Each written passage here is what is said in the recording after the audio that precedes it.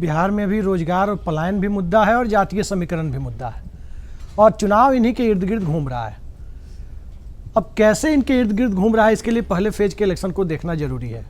पहले फेज पर यदि आप नज़र डालें तो पहले फेज में नीतीश कुमार का अपना इलाका हो नालंदा, या चिराग पासवान का इलाका हो, या भारतीय जनता पार्टी के ज़्यादातर बड़े गढ़ जैसे पटना, मुजफ्फरपुर, आरा, बक्सर, दरभंगा, ये सारे इलाके पहले फेज में निकल रहे हैं। चंपारण को छोड़ दें तो बीजेपी का कोई ऐसा गढ़ नहीं है जो पहले फेज में नहीं निकल रहा है। और पहले फेज में जिस तरह से महागठबंधन ने अपने लिए स्पेस बनाई है, और आश्चर्यजनक तरीके से आप देखिए शहरी सीटों पर, अर्बन सीटों पर महागठबंधन ने बीजेपी को कड़ी चुनौती पेश की है। ये मामूली बात नहीं है कि भारतीय जनता पार्टी कहाँ जा रही है।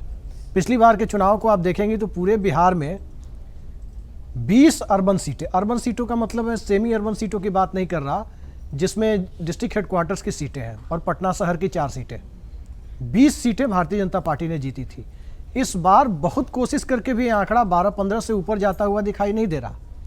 ठीक किसी तरह रिजर्व सीटों की स्थिति है, लेकिन जैसे ही आप अर्बन से रूरल इलाके में स्विच करते हैं, वहां जाने के बाद दिखाई देता है कि जातीय समीकरण पूरी तरह से हावी है, पूरी तरह से जातीय समीकरण हावी है। और उस जातीय समीकरण में राष्ट्रीय जनता दल का गठबंधन एक गठबंधन के तौर पर भारी है। और अगर 2014 की तरह ट्रायंगुलर फाइट की नौबत आती जो 14 के लोकसभा चुनाव में देखने को मिला था, उस परिस्थिति में बिहार में फिर तेजस्वी यादव को अकेले दम बहुमत की स्थिति में पहुंचने से रोकना बहुत मुश्किल होता। लेकिन अभी जो स्थिति है, बीच में नीतीश कुमार का एक वोट बैंक है, वो जनता दल यूनाइटेड की सीटों पर दिखाई दे रहा है कि जुड़ा हुआ है। भारतीय जनता पार्टी का कोर वोटर किसी चिराग मॉडल की अनुपस्थिति में, उसके एब्सेंस में जेडीयू वाली सीटों पर मजबूर है कि वो चाह के भी कहीं नहीं जा सकता। लेकिन बीजेपी वाली सीटों पर जेडीयू का कोर वोटर मजबूर नहीं है, उसके पास दो विकल्प है। आरजेडी गठबंधन का भी विकल्प है, तो दूसरी तरफ जन सुराज का भी विकल्प है। और ये भारतीय जनता पार्टी को बहुत ज़्यादा परेशान करने वाली बात है कि बिहार में चुनाव अंततः प्री पोल अलायंस को बहुमत मिलने की स्थिति सरकार में बदलेगी, वहां जाकर रुकेगा, या फिर पोस्ट पोल सिनेरियो कुछ बनेगा जिसमें बहुमत किसी को मिले, सरकार कोई और बनाए। ये स्थिति अभी बनी हुई है। एक बात आपने अभी सर से जिक्र किया था कि अमित शाह ने कह दिया कि नीतीश कुमार ही मुख्यमंत्री होंगे। कतई ऐसा नहीं कहा है। अमित शाह ने कहा है कि बिहार में मुख्यमंत्री पद की कोई वैकेंसी नहीं है। ये हमें भी पता है, आपको भी पता है, हमारे दर्शकों को भी पता है कि 14 नवंबर तक तो कोई वैकेंसी नहीं है। अमित शाह ने कतई नहीं कहा है कि 14 नवंबर के बाद वैकेंसी है या नहीं है। तो जो बात उन्होंने कही है, बिहार का वोटर इन छोटी छोटी चीज़ों पर ध्यान रखता है।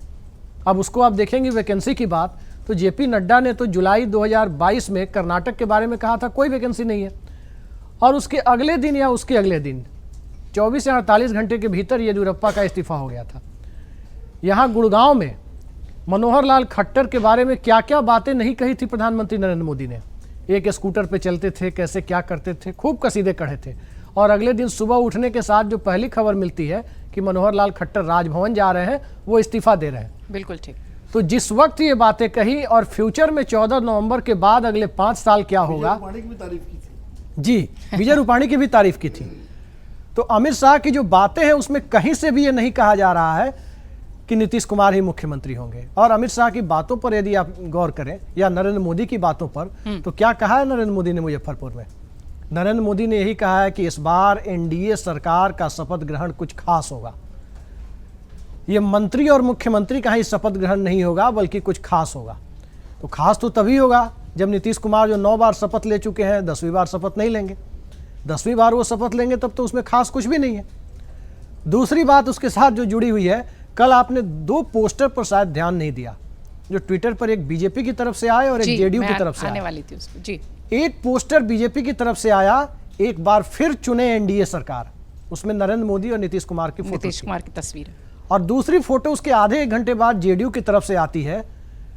सिर्फ 14 दिनों का इंतजार, फिर आएगी नीतीश सरकार, और उसमें सिर्फ नीतीश कुमार की फोटो है। कहीं नहीं लिखा गया कि नीतीश की एनडीए सरकार आएगी या नीतीश की इंडिया सरकार आएगी। नीतीश कुमार की फोटो, फिर से नीतीश सरकार, एनडीए का कोई जिक्र नहीं। ये तमाम तरह के कयासों को जन्म देती है कि आखिर नीतीश कुमार करने क्या जा रहे हैं। और स्वाभाविक है कि बिहार का चुनाव जब होता है उसमें एक पार्टी जो बफर जोन की तरफ बनी हुई है और उसके नेतृत्व को यदि कोई हटाना चाहता है तो तय मानिए कि वो अपने लिए दूसरा रास्ता यानी प्लान बी तो Option चुन B, के रखेगा plan ही B, रखेगा। बिल्कुल। कोई नहीं, आपको अगर चैनल स्विच करना हो तो जब तक आपके पास कोई दूसरा विकल्प नहीं होगा आप चैनल स्विच करने की तरफ सोचेंगे नहीं। भले ही आपका पर्क्स नहीं बढ़ा हो, भले ही आपकी सैलरी नहीं बढ़ी हो, लेकिन आप सोचेंगे नहीं। जी ठीक है। अगर आप ये वीडियो YouTube पर देख रहे हैं तो हमारे चैनल को सब्सक्राइब कर बेल आइकन दबाएं और Facebook पर देख रहे हैं तो हमारे पेज को लाइक करें।